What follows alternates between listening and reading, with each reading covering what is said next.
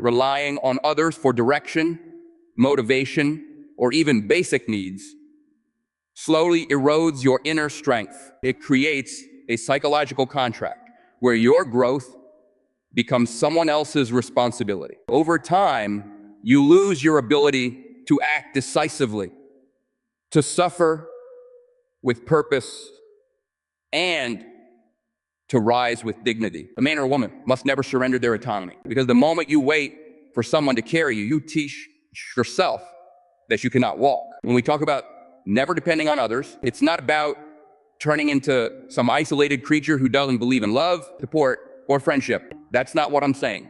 What I am saying is that psychological dependence, expecting others to think for you, if you carry you emotionally or morally, is corrosive. It weakens the soul. And that weakening doesn't happen all at once. It happens gradually and almost invisibly, like a leak in a foundation that rots the structure over time. Let me put it plainly. Every time you lean on someone else to make your decisions for you, when you expect the world to hand you the right answer or wait for someone to tell you who you are, you're surrendering your agency. And agency is everything. Agency is what separates a person from an object. It's what transforms you from a passive observer of life into an active participant. Without agency, you are not truly alive. You are simply being lived by the expectations of others, or the momentum of culture, or the inertia of your own past. That is a form of quiet death. Dependence might feel safe, especially in the short term. There's comfort in it. Someone else takes the lead. Someone else bears the burden. But that comfort is counterfeit. It comes at the cost of your dignity. The longer you stay in that place, the more fragile you become.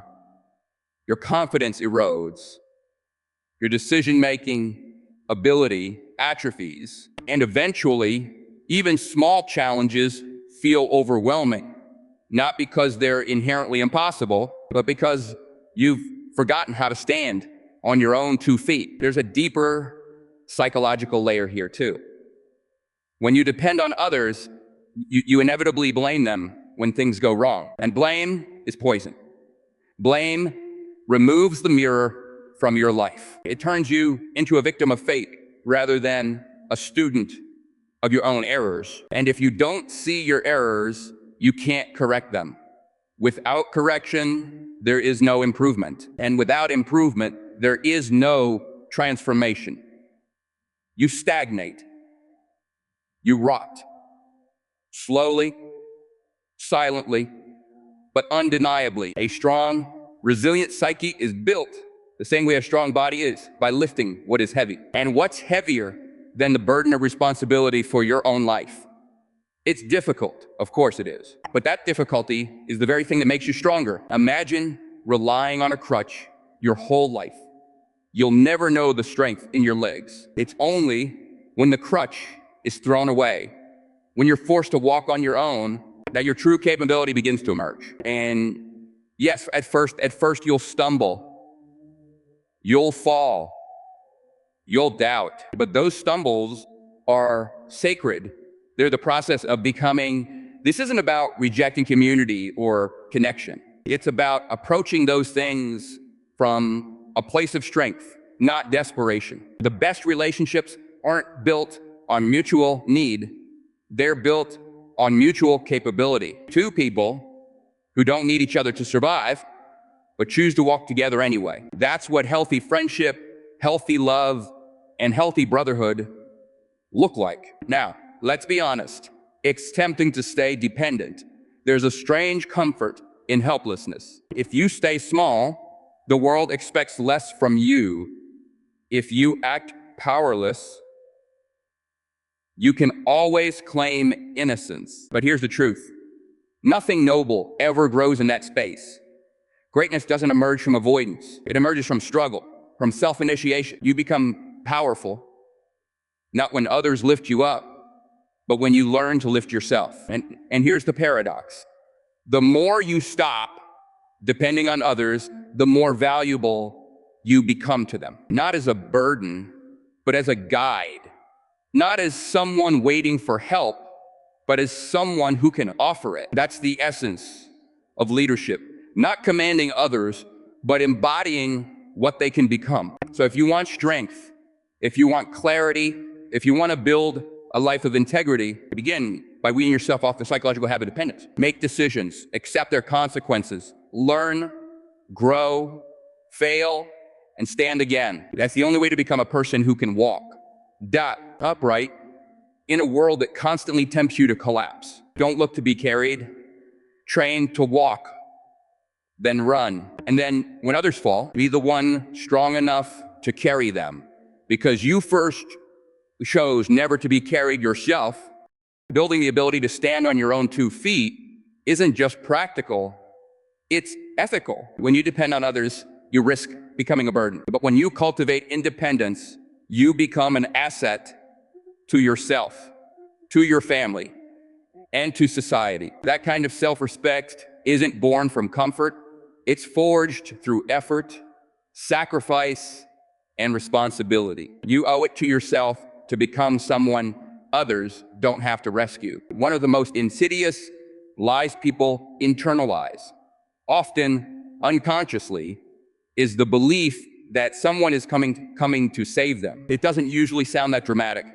It's subtle. It creeps in when you say things like, I just need the right mentor, or if only someone would give me a chance, or when the time is right, things will fall into place. These thoughts seem harmless, even hopeful. But underneath them is a dangerous passivity. It's the quiet assumption that your life will change when someone else intervenes. That salvation in some form is external. And that's the lie. The brutal truth is that no one is coming. Not your parents, not your friends, not your boss, not society, and not the universe. If you sit still, if you wait, you decay. That's the nature of life. It moves forward with or without you. You either shape it or it shapes you. And the longer you wait for someone to rescue you, the more your muscles of initiative, courage, and resilience atrophy. You don't just lose time, you lose yourself. There's a kind of psychological awakening that has to happen for growth to begin. A moment where you stare your own helplessness in the face and decide, I won't be rescued. I'll rise. That moment can feel terrifying, even cruel, but it's necessary.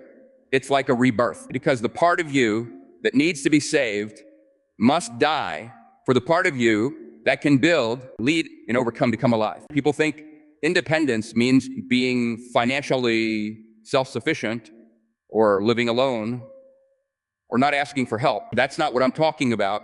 I'm talking about existential independence, the deep inner shift where you no longer orient your psyche around waiting. You no longer operate from hope that someone else will solve your problems, your obstacles, or hand you your destiny. Instead, you start thinking, what's within my control? What can I do, even if it's small? What can I fix right now with the tools I have? That shift alone changes everything. Now, this doesn't mean you never receive help. Of course not. Life is relational, and help is a blessing. But there's a profound difference between accepting help and depending on it. One is rooted in humility, the other in helplessness.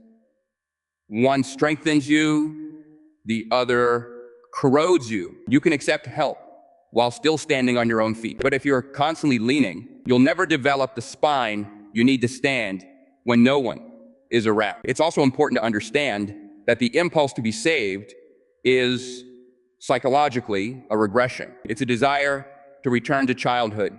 Think about it. When we were children, we needed saving. We needed adults to feed us, protect us, tell us what was right. But part of growing up, truly growing up, is burying the fantasy that someone else will make it all okay. The world will never be okay. Not completely. Life is unpredictable, dangerous, often unfair. But you can be okay in the face of it. That's the aim. That's strength. And here's something you need to hear. You are capable of far more than you've been told. Most people are living at a fraction of their capacity. not because they're weak, but because they've been conditioned to wait for permission, for clarity, for the perfect opportunity. But clarity comes from action. Confidence comes from risk. Strength comes from effort. And progress comes from momentum, not miracles. So start moving, even if you're unsure, even if the path is foggy. Because life rewards motion, not paralysis. It's like steering a ship. You can't adjust the course of a vessel that's not moving. But once you begin, even slowly, even clumsily, your direction sharpens. Resources appear, doors open, but only because you've stepped into the responsibility of being your own rescuer. If you want to be powerful, stop waiting. Stop hoping for a savior. Be the one. Take the reins of your life, even if your hands shake, because nothing, not success, not love, not fulfillment, will ever come to someone waiting on the shoreline. You have to swim out to meet it. This is a hard truth, but a freeing one. No one is coming to save you. The world will not owe you understanding, success, or happiness. And that's not a reason to despair. It's a call to action. Because once you stop expecting others to fix your life, you gain the power to build it yourself. You move from a posture of helplessness to a position of strength. That's when transformation begins. There's a deeply human temptation to believe that depending on others is a form of security. After all, humans are social creatures. Our survival has historically hinged on cooperation, connection, and community. Yet, when it comes to personal growth and resilience, relying too heavily on others can become a trap, a subtle form of vulnerability that weakens rather than strengthens. The paradox is this: the more you depend on others for your sense of stability, your happiness, or your success, the less stable, happy, and successful you truly become. This isn't to dismiss the value of relationships, collaboration, or support systems. Far from it. The wise man understands the importance of community, of mutual aid, and of shared responsibility. But dependence is different. Dependence implies a passive stance, a relinquishing of personal power. It means that your emotional equilibrium, your financial security, or your sense of worth is tethered to factors outside your control, be it the approval of others, external validations. And when the world shifts, as it inevitably does, that tether snaps, and you are left adrift. Think about this. If your well-being is contingent on others' opinions, then every criticism, every slight, every absence of affirmation becomes a blow. Your self-worth becomes fragile, like glass, beautiful, but vulnerable. If your success depends on the favor of someone else, then you live under the shadow of their whims, their biases. This kind of dependence is a silent thief, stealing your agency and your peace of mind. Philosophically, this idea of self-reliance echoes through the ages. Emerson famously said, "Self-trust is the first secret of success." What he points to is the recognition that inside each of us lies a reservoir of strength and wisdom that is sufficient to navigate the complexities of life. That reservoir isn't infinite. It requires cultivation, care, and courage. But it is there, and it can only be accessed when you learn to trust yourself more than you rely on others. Psychologically, reliance on others often masks deeper fears. Fear of failure, fear of loneliness, fear of inadequacy. When you shift your mindset away from dependence, you confront these fears head on. This confrontation is uncomfortable, perhaps even painful, but it is necessary. Growth does not happen in comfort zones. The mind that depends heavily on others is a mind that avoids discomfort rather than challenge, safety rather than expansion. But true strength, true growth is forged in the crucible of challenge. Moreover, dependence fosters a form of learned helplessness. If you repeatedly outsource your decisions, your emotional regulation, or your problem solving to others, you weaken your ability to manage those things yourself. Over time, this can erode confidence, initiative, and ultimately your capacity for self-determination. It's a slow, quiet erosion, often unnoticed, until you find yourself powerless or in a moment that demands strength. To be clear, this does not mean you must be solitary or stoic in an unhealthy way. The strong man understands vulnerability and knows that seeking support is sometimes necessary and courageous. But he also knows the difference between seeking support and relying on others to carry him. The former is a deliberate act of connection. The latter is a relinquishment of responsibility. This is why the path to strength requires what I call radical self-reliance. Radical because it demands you take ownership of every part of your life, your emotions, your actions, without exception.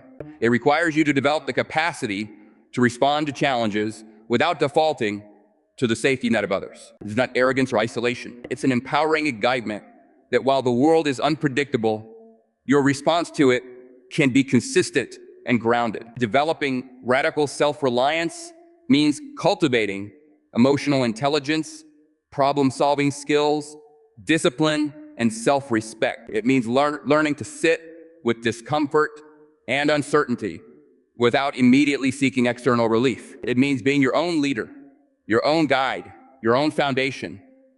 When you cultivate this mindset, you become resilient. You weather storms not because the skies are always clear, but because you've built an internal fortress that no external turbulence can dismantle. You stop being talked by every change of circumstance or opinion. Instead, you become the constant, the anchor, not because you control the world, but because you control your response to it. Ultimately, the refusal to depend on others is not a rejection of humanity. It is a profound acceptance of yourself. It is saying, I am enough. I am capable. I will stand tall, not because others hold me up, but because I hold myself up. This is the essence of strength. This is the foundation of a life lived with dignity, purpose, and courage. So ask yourself, in what ways are you depending on others in ways that weaken you? What would it look like to cultivate radical self-reliance in those areas? Remember, true power comes not from what others give you, but from what you claim within yourself. Build that power. Guard it fiercely.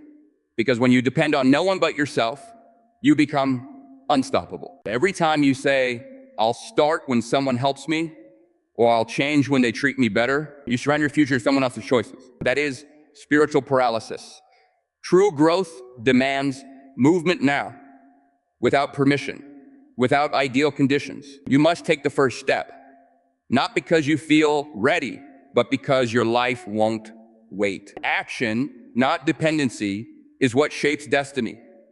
There is a subtle but profound difference between dependence and collaboration. While dependence places your well-being in the hands of others, collaboration recognizes the strength in mutual contribution without surrendering your agency. One of the most essential skills to cultivate in life, especially if you're committed to never depending on others, is mastering the art of setting clear, firm boundaries. Boundaries are not walls designed to isolate you. They are fences that define your territory, your values, and your non-negotiables. They are the lines you draw to protect your autonomy and preserve your power. Think about what happens when you fail to set boundaries. You become vulnerable to the demands, expectations, and emotional turbulence of others. You may find yourself saying yes when every fiber of your being wants to say no. You allow your time, your energy, and your mental space to be invaded by external forces that neither respect nor understand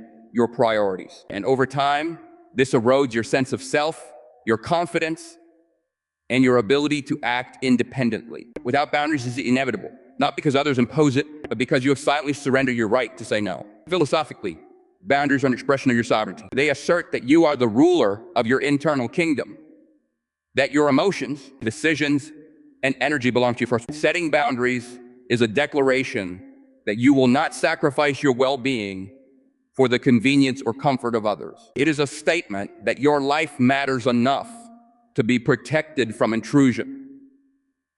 This isn't selfishness, it's self-respect. Psychologically, boundaries are tied to self-awareness and self-regulation. To set a boundary, you must first understand where your limits lie.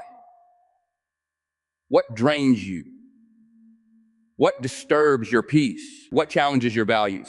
This requires introspection and honest assessment, a willingness to confront discomfort and uncertainty within yourself. It also demands courage because setting boundaries inevitably risks confrontation, rejection, or disappointment. The alternative is far worse: a gradual erosion of your identity and an invisible cage built of obligation and people-pleasing. When you master the skill of boundary setting, you shift from being a passive recipient of other people's demands to an active guardian of your own life. This shift is a powerful move towards independence. You learn to negotiate your interactions with clarity and firmness, making it clear what you will and will not accept. This clarity is a source of respect, both from others and yourself. People may test your boundaries, some may try to push or ignore them, but your consistent assertion of limits teaches others how to treat you. It sets a standard for your interactions that keeps you anchored in your own power. Let's be clear, boundaries don't guarantee smooth relationships. Sometimes, setting boundaries will cause tension. But tension isn't weakness, it's growth.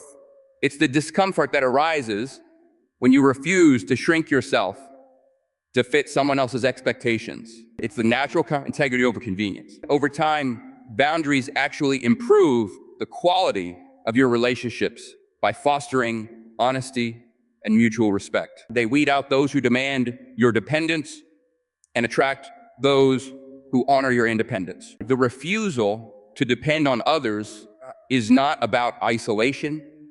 It's about empowerment, and boundaries are the framework that supports that empowerment.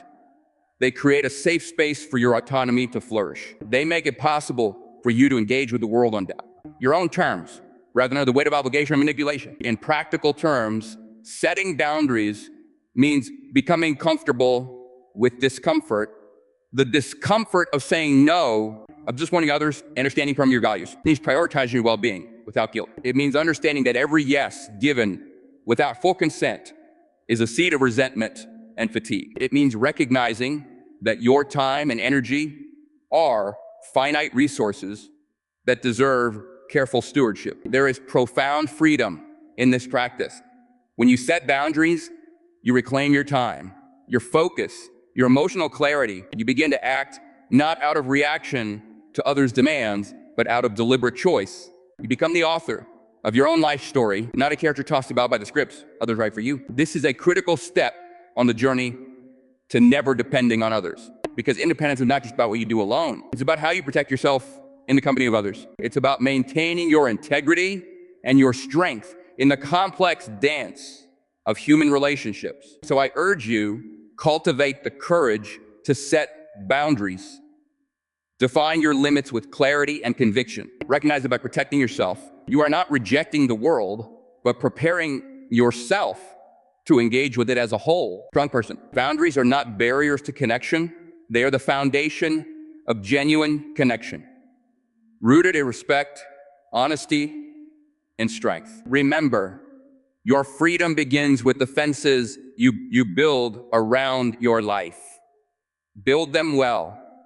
Guard them fiercely, and let those boundaries be the shield that empowers you to stand firm, unshaken, and unyielding.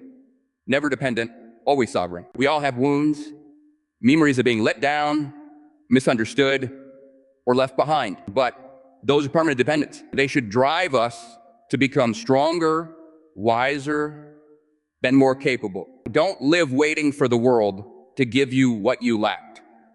Instead, build it. Become the kind of person you once prayed would show up.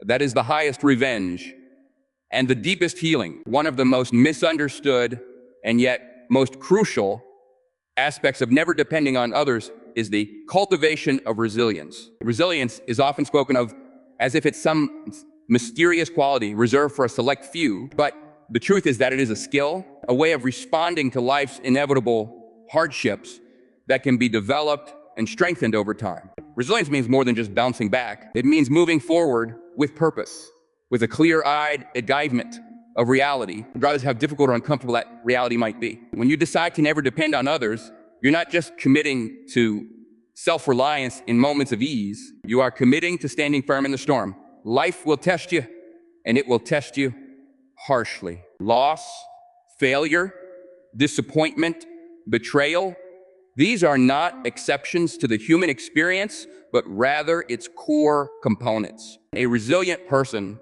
understands that adversity is not an obstacle to happiness, but a fundamental condition for growth. This is a perspective rooted in the ancient wisdom of the Stoics, echoed by Viktor Frankl and many modern thinkers. Suffering itself is inevitable, but how you respond to it, that is your choice. Resilience demands that you take full responsibility for your inner life. It means you cannot allow external events to dictate your emotional state or your sense of self-worth. This is incredibly difficult because we are wired to react emotionally to threats, to pain, and to loss. Resilience asks for something more demanding. It asks you to cultivate a mind that is grounded in principle rather than impulse, in courage rather than fear.